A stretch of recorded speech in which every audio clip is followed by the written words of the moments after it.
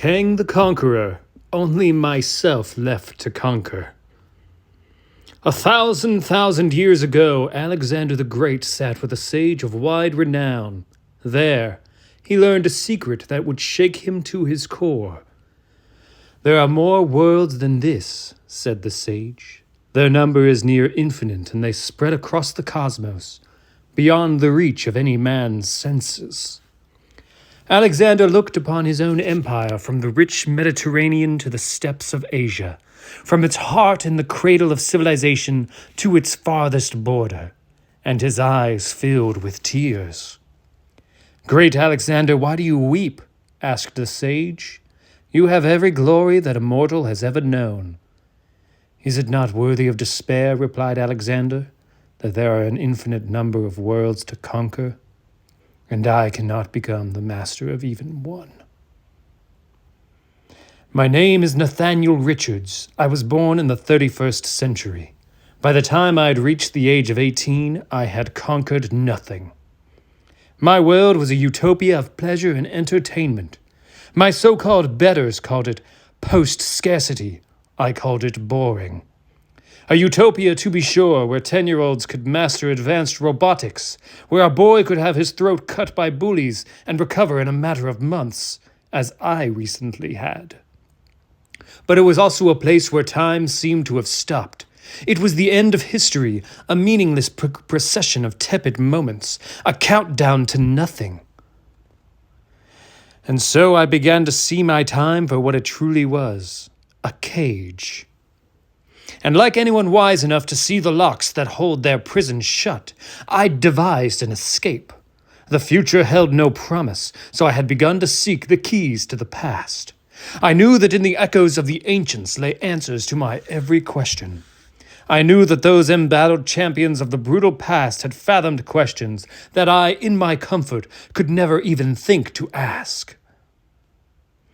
It had taken me almost 2 years of searching. I had thought of nothing else. I forged a leisure pass. I rerouted security from the Eurasian industry fields, and I rode by shadow into a land once ruled by fists of iron and defended by delirious magic. I thought to find answers from the past. I was at least half right. Exact coordinates. The air itself was thick with history, the grandeur of hope worn down by the ages, like rocks in the desert winds. I'd never seen anything old with my own eyes before. It was beautiful, and I was a fool. What in the... But then again, stop! I command you, your master is long dead, and I am his only... So was he. "Down, child! Doom may be an imbecile, but good engineering is eternal. To the 20th century with you, robot. Tell your creator who disposed of you." Who are you?"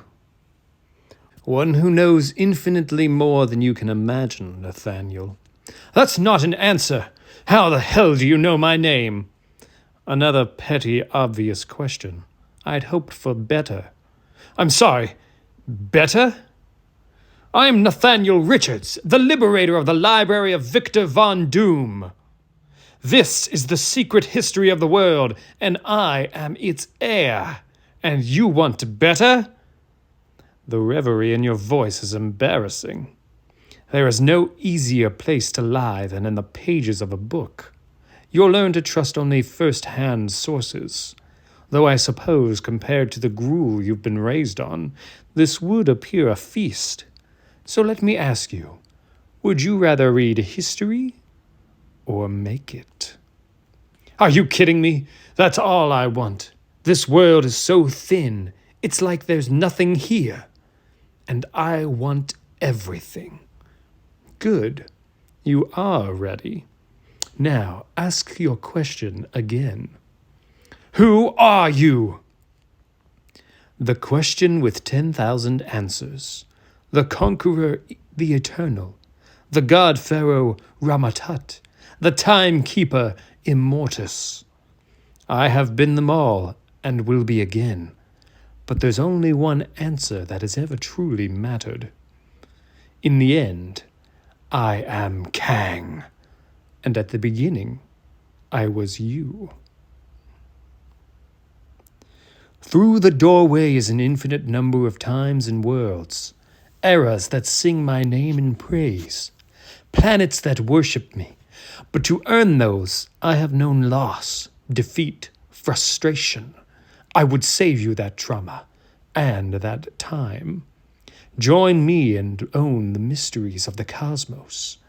Join me and become. If I knew then what Kang would someday know, would I still take this step? I think the answer must be yes. A man dying of thirst must always take the gift of water. All right, let's go, even if it is fouled.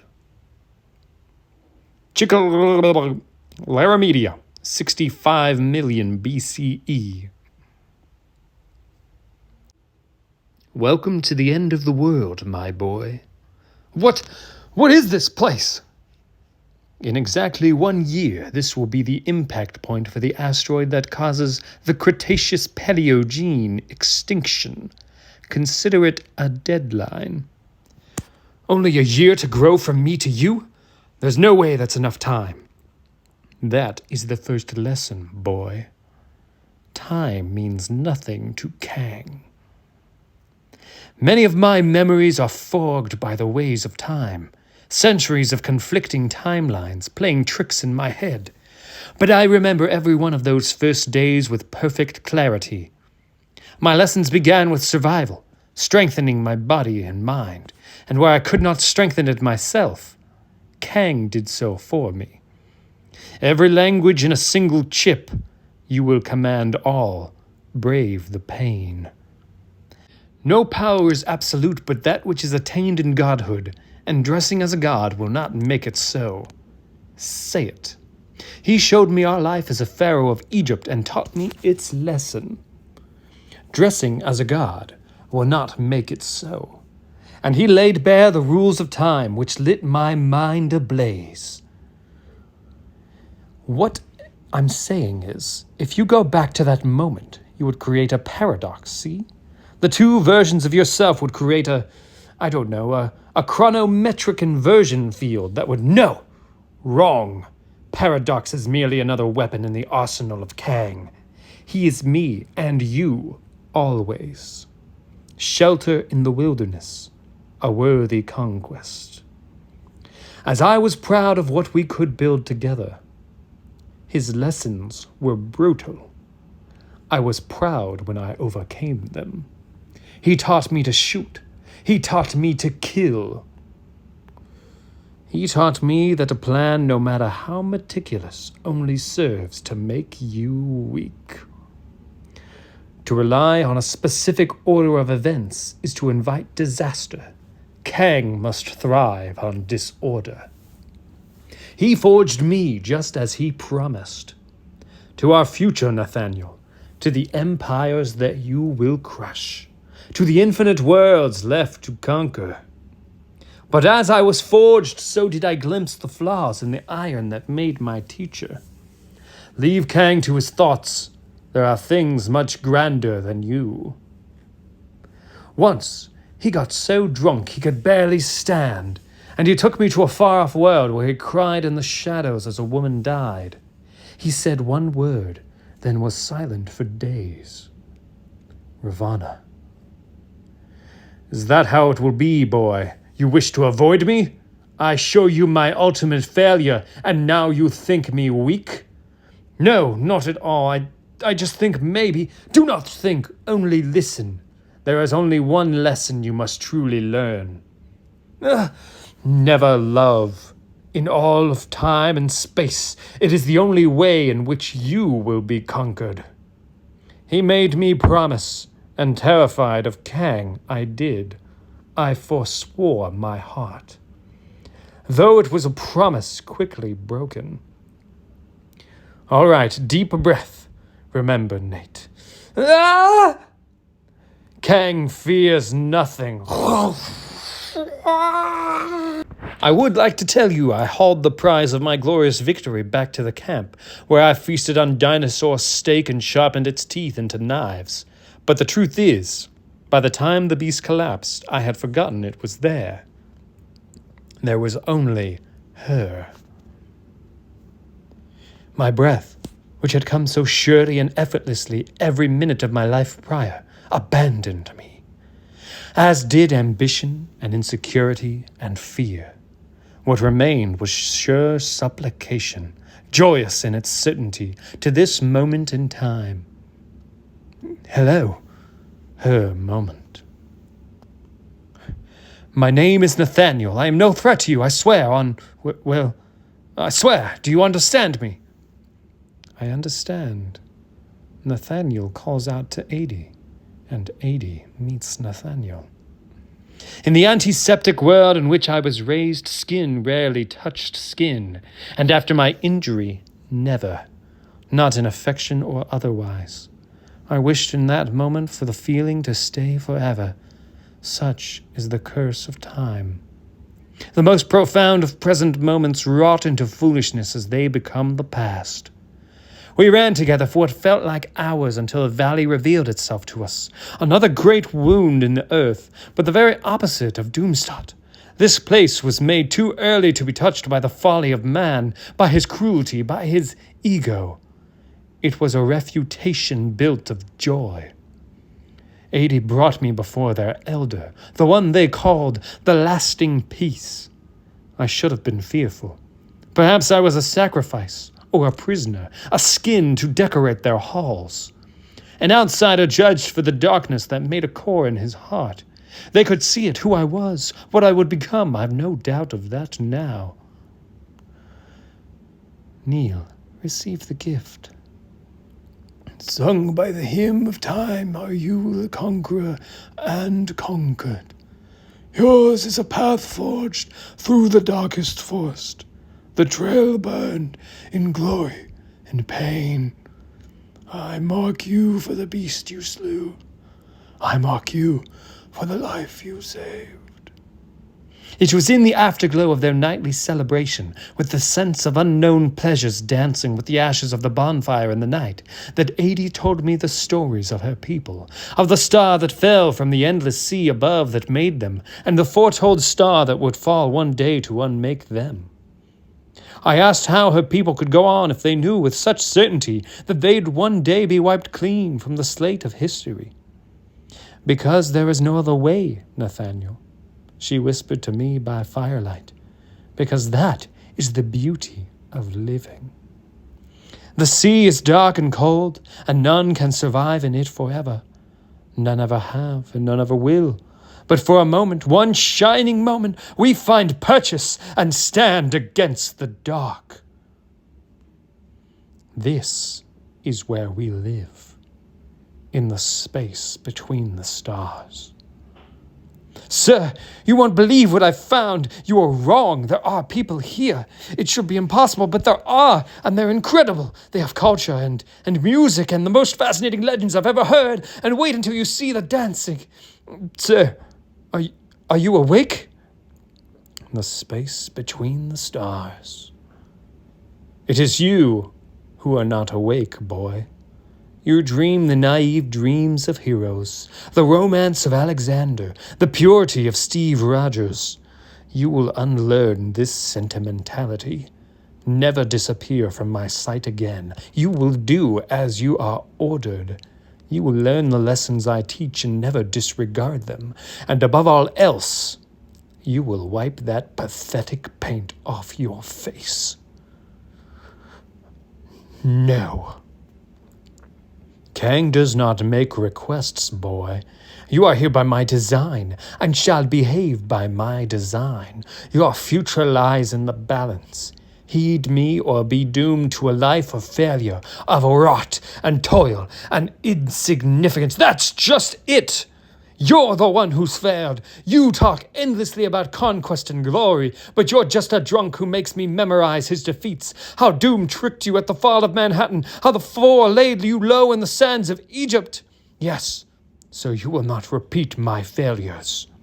My life is my own, Kang. It's out there, living on without me, and the people of that tribe, we can save them from the coming cataclysm. If time means nothing to us, then why can't I use it to save the first thing in this blasted world that I... say it. Love. I will save them. No, boy. You did not. No!